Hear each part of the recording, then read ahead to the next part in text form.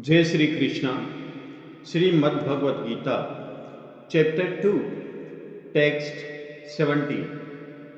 A vinashi tu tad vidhi yein sarvam idam tatam vinasam avyasya asya ne kachit kartum arhati. Translation.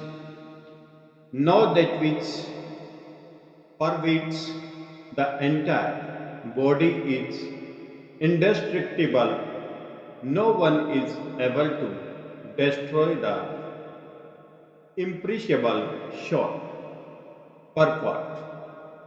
This verse more clearly explains the real nature of the soul, which is spread all over the body.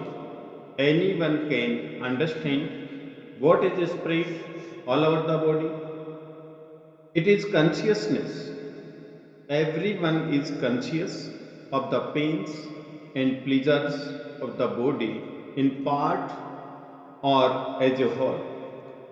This spreading of consciousness is limited within one's own body. The pains and pleasures of one body are unknown to another. Therefore, each and every body is the embodiment of an individual soul, and the symptom of the soul's presence is perceived in individual consciousness. Text 18. अंतवंत इमे देहा नित्यस्य उक्ताः शरीरिण अनाशीनो अप्रमेयस्य तस्मात् युद्धस्व Bharat. Only the material body of the indestructible, immeasurable, and eternal living entity is subject to destruction. Therefore, fight, or descendant of the Bharat. Purport. The material body is perceivable by nature. It may perish immediately, or it may do so after 100 years. It is a question of time only. There is no chance of maintaining it indefinitely. But the spirit soul is so minute that it cannot even be seen by an enemy, to say nothing of being killed. As mentioned in the previous verse, it is so small that no one can have any idea how to measure its dimension. So, from both viewpoints, there is no cause of lamentation, because the living entity can neither be killed as he is, nor can the material body, which cannot be saved for any length of time, be permanently protected. The minute particle of the whole spirit acquires this material body according to the work, and therefore observance of the religious principles should be utilized. Text 19. ये एनं वेति हन्तारं यश्च एनं मन्यते हतम् उभौ तौ न विजानीतो न अयं हन्ति न हन्यते. Translation. He who thinks that the living entity is the slaver, he who thinks that the living entity is the slayer, or that he is slain, does not understand. One who is in knowledge knows that the self slays not nor its slave. Text 20. न जायते म्रियते वा कदाचित् न अयं भूत्वा भविता वा न भूये अजो नित्यः शाश्वतो अयं पुराणो न हन्यते हन्यमाने शरीरे. Translation. For the soul there is never birth nor death, nor having once been does he ever cease to be. He is unborn, eternal, ever existing,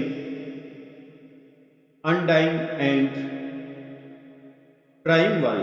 He is not slain when the body is slain. Text 21.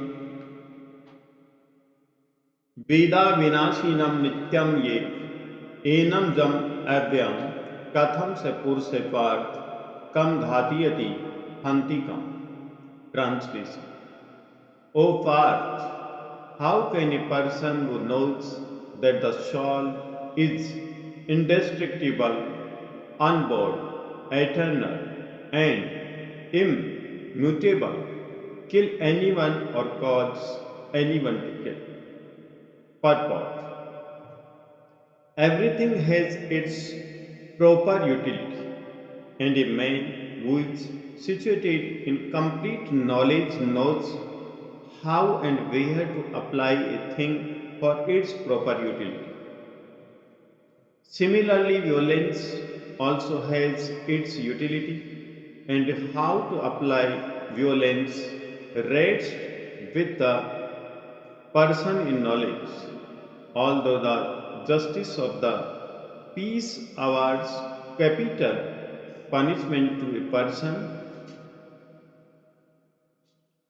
condemned for murder, the justice of the peace can't be blamed because he orders violence to another person according to the course of justice. For mankind, it is supported that a murderer should be condemned to death so that in his next life he will not have to suffer for the great sin he has committed. Therefore, the king's punishment of hanging a murderer is actually beneficial.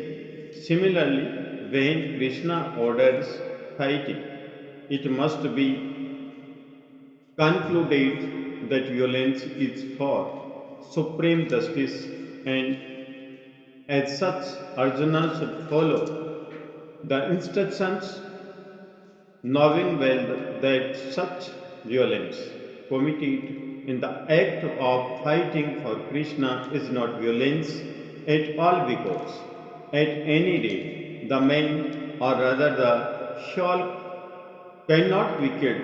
So, for the administration of justice, so called violence is permitted. A surgical operation is not meant to kill the patient, but to cure him. Therefore, the fighting to be executed by Arjuna at the instruction of Krishna is with full knowledge, so there is no possibility of sinful reaction. Jai Sri Krishna.